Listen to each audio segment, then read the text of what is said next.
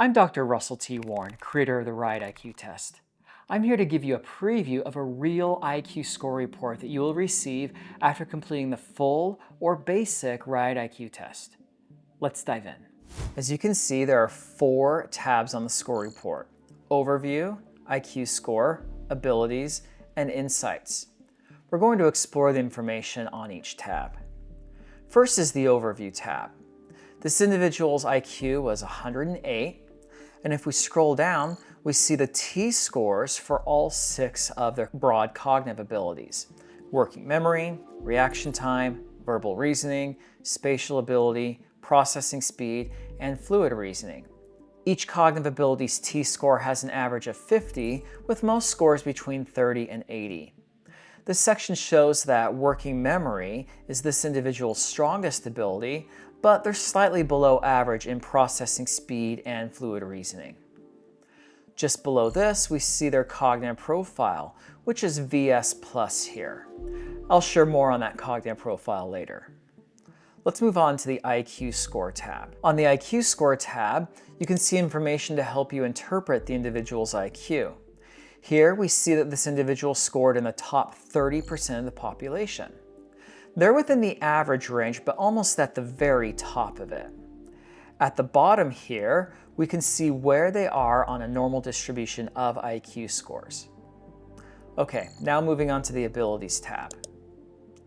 On the Abilities tab, we get a more detailed view of this individual's subscores on the Riot.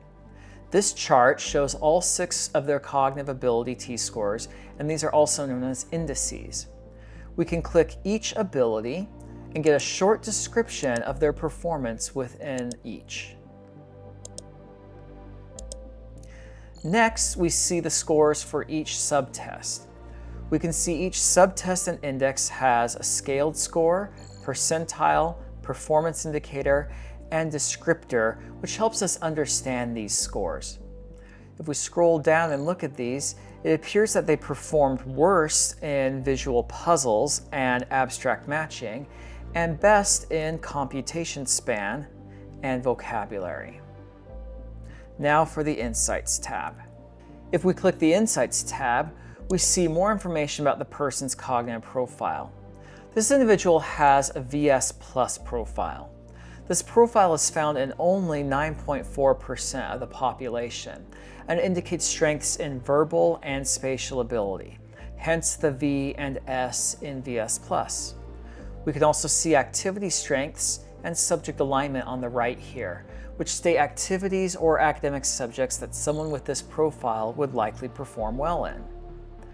If we scroll down to the Strengths and Weaknesses section, we can see the subtests that this person scored highest and lowest in.